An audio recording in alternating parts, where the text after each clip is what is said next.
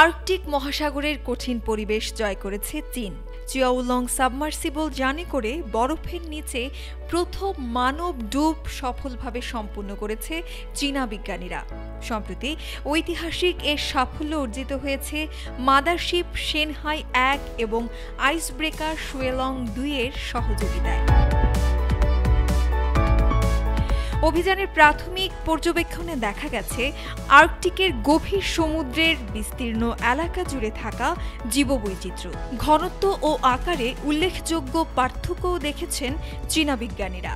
তারা বলছেন, এই তথ্যগুলো মেরু অঞ্চলের জীববৈচিত্র্য সম্পর্কে জানা এবং জলবায়ু পরিবর্তনের প্রভাব মূল্যায়নে কাজে আসবে।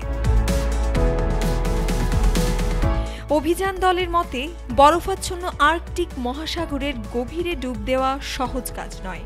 সেখানকার বাতাস, ঢেউ, স্রোত, বরফ, কুয়াশা ও প্রবল শীত সবকিছুই অভিযানকে বেশ জটিল করে তোলে। চীনের জাতীয় গভীর সমুদ্র কেন্দ্রের ডুবুরি ছি হাইবিন জানান, আর্কটিকে ডুব দেওয়ার ক্ষেত্রে বড় চ্যালেঞ্জ হল সঠিক ডাইভিং পয়েন্ট নির্বাচন।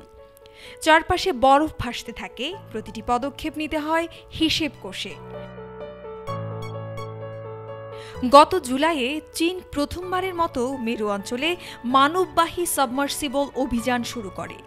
আগস্টের শুরুতে আর্কটিক মহাসাগরে মিলিত হয় শুয়েলং 2 ও শেনহাই 1। এরপর শেনহাই 1 থেকে চিয়াওলং বরফাচ্ছন্ন পানিতে ডুব দেয়। কেন্দ্রের উপপরিচালক শু শুয়ে জানান, চিয়াওলং এর এই অভিযানের ফলে চীন এখন সমুদ্রের সব অঞ্চলে অভিযান চালানোর সক্ষমতা অর্জন করেছে। News desk, Dhaka today.